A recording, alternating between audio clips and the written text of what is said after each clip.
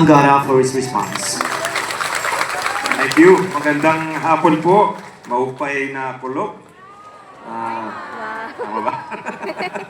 Sa ating provincial leaders led by your governor, Governor Ralph Vincent or RV Evardone.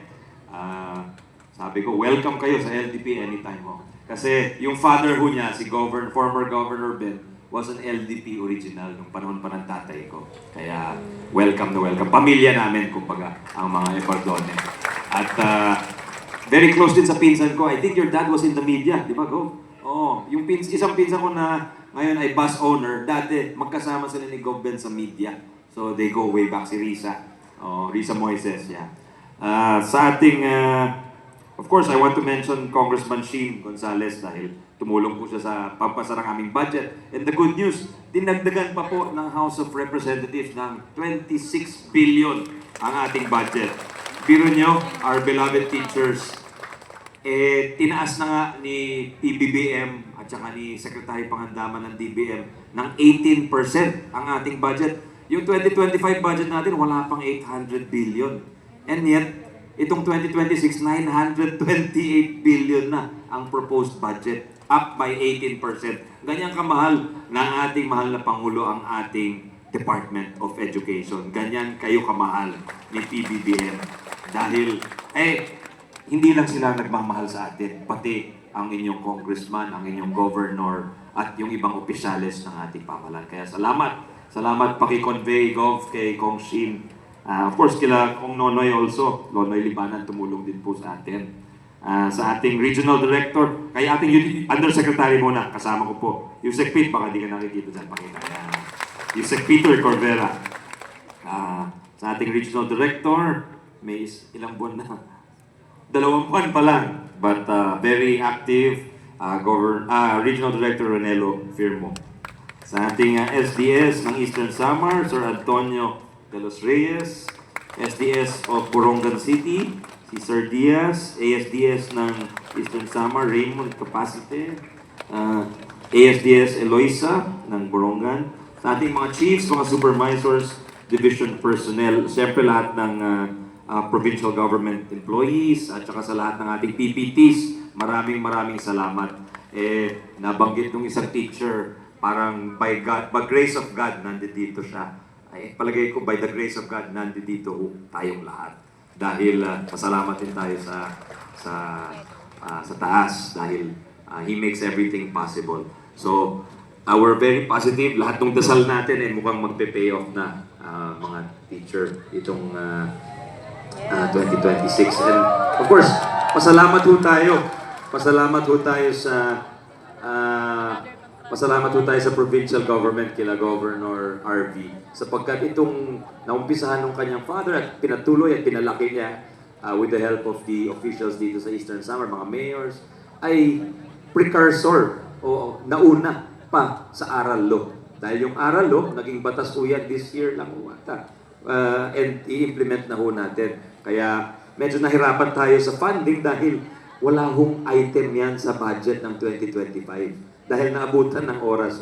Sa 2026, mas marami na pong pondo yan for our tutors, for our sa overtime pay ng ating mga teachers na mag-tutor.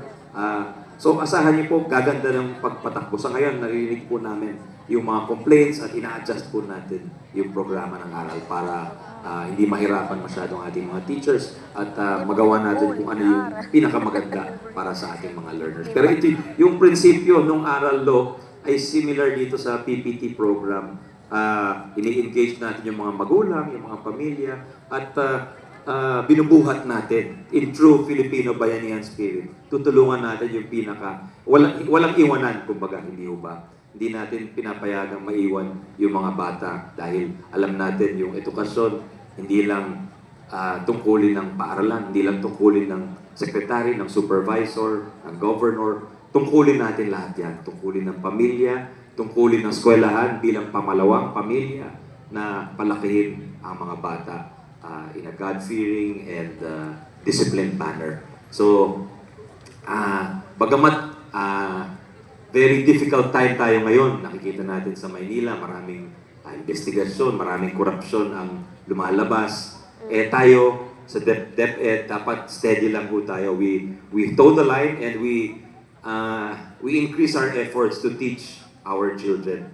Yung sabi nga nila, sabi ng mga matatanda, nawawala na ho yung good manners and right conduct. So siguro, bago ang lahat, bago matuto magbasa, magbilang, magsulat, turuan muna natin ang mga bata kung ano yung tama. Kung ano nasa Biblia, kung hindi lang sa Biblia dahil meron tayong mga kapatid na hindi Katoliko o hindi Kristiyano, ituro natin ano yung tama para sa komunidad, hindi lang sa isang individual. Mali, kung hindi sa iyo ang isang bagay, huwag mo kukunin yun. Huwag mo sasayangin ang resources ng isang pamayanan, ng isang komunidad. Siguro yan ang una, huwag nating kalimutan yung value. Sabi nga nila sa hapon, inuuna nila, bago sila nag-e-exam, bago nag-e-exam ang mga bata, tinuturo muna nila yung values education. So huwag natin kalimutan ho yun sa ating beloved teachers. Hopefully, mag-hire, dahil sabi nga, pag napasa yung 2026 budget, mag-hire tayo ng 30,000 new teachers throughout the country.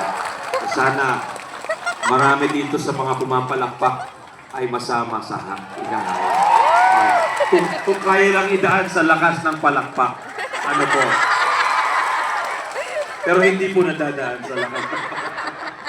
Pero nakakatulong po yun dahil nakikinig po ang Diyos sa atin at naririnig na yung mga dasal ninyo, yung mga palakpak. And of course kami sa Office of the Central Office, kami nila USEC PIT, nakikinig din po sa inyo. Kung ano po ang kailangan, sabi ko kay Gov, I know Eastern Samar has progressed a lot in the time since your father's leadership. And I'm sure ipapatuloy po ni Governor RV yung progressive brand of leadership ng mga Evardone. Ako ay bilib na bilib eh. Maiksi lang po yung car ride namin pero ang dami kong natutunan sa inyong batang-bata but very dynamic na gobernador. And I'm sure, I'm very confident dahil minsan iba rin pagpata ang leader. So, kasi kung ako 53 na po ako eh. Iniisip ko kung ano ako yung 25. Very mature po ang inyong governor. And I'm sure marami siyang magagawa sa darating na panahon. At asahan niyo po ang tulong ko kahit saan tayo mapadpad, sa DepEd, kung saan tayo, kahit pribadong citizen po tayo, tutulong po tayo. At I'd like to apologize also for the change in schedule sapagkat nagtawag ng meeting si Pangulong Bongbong ng LEDAC, yung Legislative Executive Development Council. Yun yung meeting ng mga senators, congressmen, at mga cabinet secretaries. Pinag-uusapan po yung legislative agenda. So, last year, aral law, nangingipatas na. So this year, merong mga amenda. Kasama na dyan siguro yung mga benepisyo sa ating mga public school teachers at pagpapaganda. Yung school building program po natin, I'm sure kasama rin po dyan. Ang proposal nga namin ngayon sa 2026, hindi lang DPWH ang pwedeng mag-construct ng mga classrooms dahil nakita natin sa nakarang dekada, lumaki at lumaki yung pagkulang natin, yung deficit ng classrooms. So ngayon, ang proposal namin, nakita namin, mas hindi nakafocus masyado ang DPWH or Public Works sa paggawa ng classroom, hindi nila masyadong prioridad. Ibigay na lang natin yung pera sa mga lungsod tulad ng Borongan City, tulad sa mga provinces tulad ng Eastern Samar, at saka para imbis na isa lang ang ahensya ng gobyerno na gumagawa ng classrooms, maraming ahensya. Local governments, national government, pwede rin Department of Public Works, pwede rin non-government organizations, basta may kakayanan at may proven record. So yun ang proposal natin. So sana magsama-sama ho tayo dahil ang Pangulo gusto niya talaga yung mga teachers ay prioritize. Kaya as we speak, I think in-okay na ni Presidente yung performance-based bonus nung mga taga-DepEd for 2023. So, kung kayo'y ma-hire, makakatanggap po kayo noon. So gusto namin, siguro dapat RD, priority sila for hiring, di ba? So, ayan, kita nyo, ang galing ng RD nyo, umuho siya kaagad. Hindi ko pa tinapos yung aking suggestion, gumagano na siya. Sabi ko lang priority dapat gumagano, tumatango na si RD Ronel. So, yun ang assurance natin sa kanila, RD, na sila yung mapaprioritize sa hiring dito sa province of Eastern Samar. Ako'y nagpapasalamat sa inyo dahil kahit mainit, kahit na nakakapanghina, yung dito tayo nagsama sa or nagpulong sa gitna ng init, in the middle of the day, under the noontime sun. You are still here listening intently to us and to our message to you. At asahan niyo po ang aming suporta. Basta sabi nga ni Pangulong Bongbong, kung kayang ibigay, ibibigay po ng Marcos administration. Maraming salamat po sa inyo. God bless po. Thank you.